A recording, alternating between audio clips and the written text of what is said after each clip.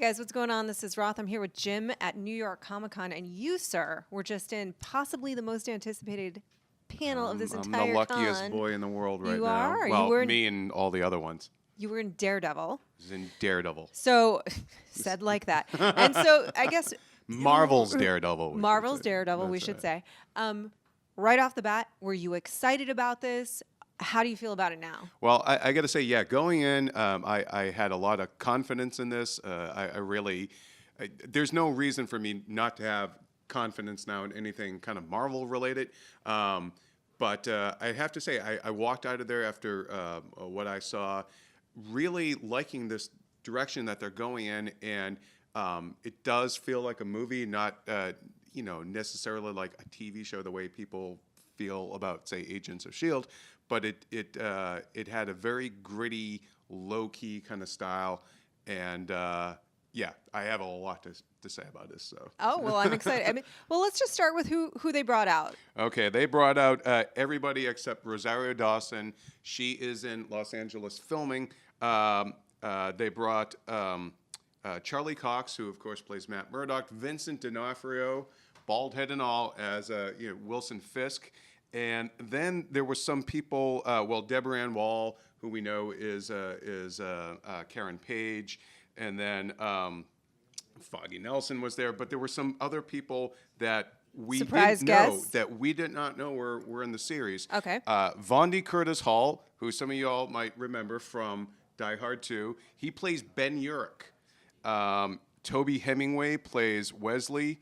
Bob Gunton plays Leland Owlsley. Yes, the owl. And then Islet Zur, I'm sorry I'm slaughtering your name, but you know her as Lara from Man of Steel. She plays Vanessa, Wilson Fisk's love interest. And that was it for the cast. Jeff Loeb was moderating. Stephen DeKnight, the showrunner, was there.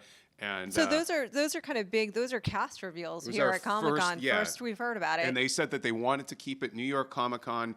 They said was most important for them to reveal Daredevil here and reveal bits of information because Daredevil is a quintessentially New York character. Marvel has, of course, a long history with New York City, so it was important for them to be here at New York Comic Con and reveal Daredevil here.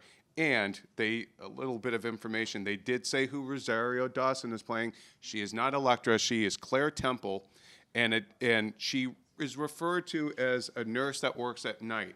So we're speculating that they're kind of doing an amalgam character, making her night nurse.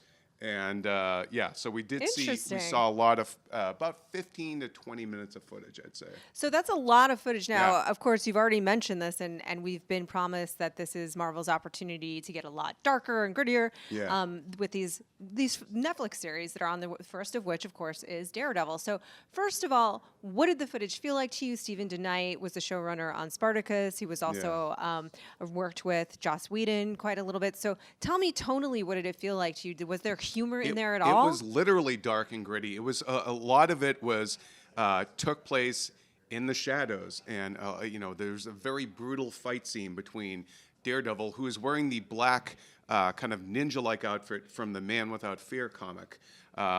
He was not in the red suit, and they didn't say this, but I think we can speculate reasonably that probably by the end of the first season we'll see him in the red suit. But he was definitely just in the black outfit. Okay, so is your feeling that Daredevil has a iffy history in live action? Mm-hmm. Yes, kind way of putting it. In what ways are they sort of making sure to veer away from that, to say this is not that? It was definitely, it was tonally it was very serious. I wouldn't say there was humor per se, like nobody was making wacky stuff, but the scenes with, there was one scene shown with Foggy that was a bit more kind of playful, and then there was a scene, even the scene between Matt Murdock and Claire, there was some amusing lines, but it is played straight, and it is, again, it really is literally dark. A lot of it was set at night and in the shadows. Everything, the use of lighting was definitely very specific here in how they did it.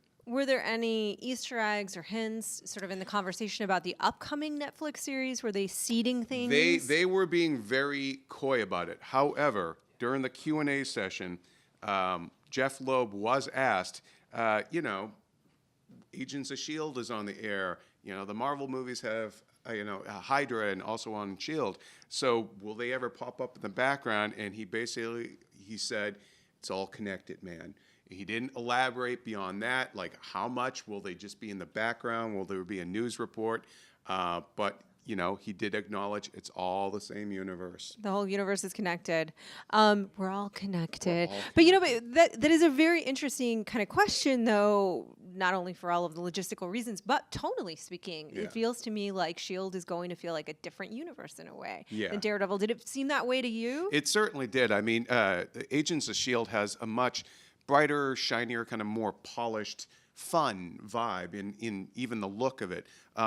There was nothing about this footage that screamed special effects, nothing about it that screamed anything other than this is a show about people, broken people, and in a couple of cases, literally broken people, and very much a morality play.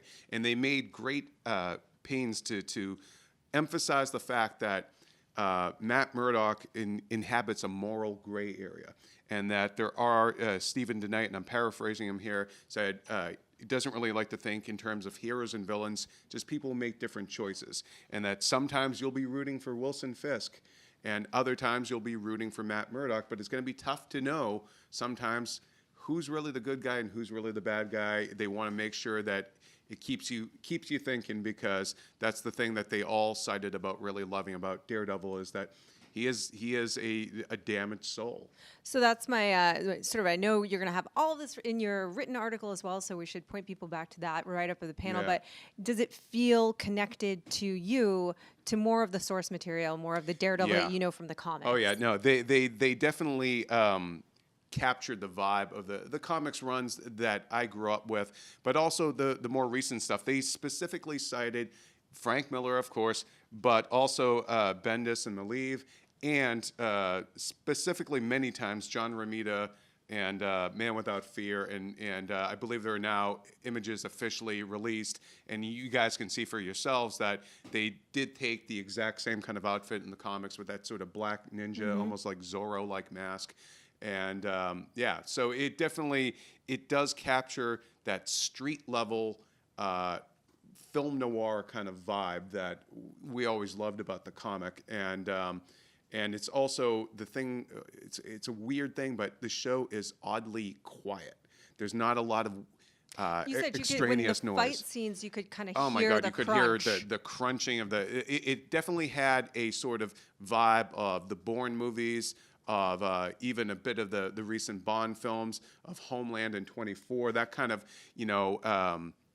some shaky cam, but it's not egregious, and it's well done. And you can really you feel every punch land. And it's going to be a real down and dirty kind of brawler of a show. Well, I know we've been talking for a few minutes here. One final question is in the footage that you saw, which I think you'll write up with a little bit more of a description in the sort of write-up, so you can go there to find out some more details. Tease just a little bit about what you saw, and if you got a sense of what the performances, the portrayals of these characters. Yeah, I got to say that was my most pleasant takeaway from this, was the Vincent D'Onofrio as Wilson Fisk. We saw one scene, and I'm like, I'm already on board, because he played him as just a human being. He's in an art gallery, and this is the first time he meets Vanessa, and he's staring at this basically blank white painting. And she's trying to small talk with him, and then she finally asks him, how does this make you feel? And he says, it makes me feel alone. And I'm like, I never in my life would have ever felt a pang of sympathy for the Kingpin, but I loved what he did in just that one scene. Charlie Cox, definitely, he plays it straight as Daredevil. There's no sort of super heroics. And then we did get a little bit of Foggy in his sort of more lighter touch that he'll bring to affairs. But Deborah Ann Wall, I want to say, as Karen Page, she does seem like she's going to be very integral to at least to the pilot episode, and sort of how everything ends up getting kind of brought together. And she certainly seems like she it seemed like she was going to be in a lot more of the pilot than I was expecting, and she's a very pivotal character. All right. Well, you can color me intrigued just from your description. You were in the panel, so final yes, thumbs up. Thumbs up. You're going to Okay. like it. It's I really am very stoked now for Marvel's take on this darker, grittier, more kind of low-key approach to stuff that they're going to do on Netflix. Coming to Netflix. Coming to Netflix early 2015. They didn't give an exact date, but they Okay. said 2015. All right. Thank you so much, Jim. That Thank sounds you. awesome. You can go to IGN.com. Jim will have a write-up about the panel with some more Yep. details. But that was awesome. Thank you. So for all things Daredevil and New York Comic Con, do please stay here and keep it locked to IGN.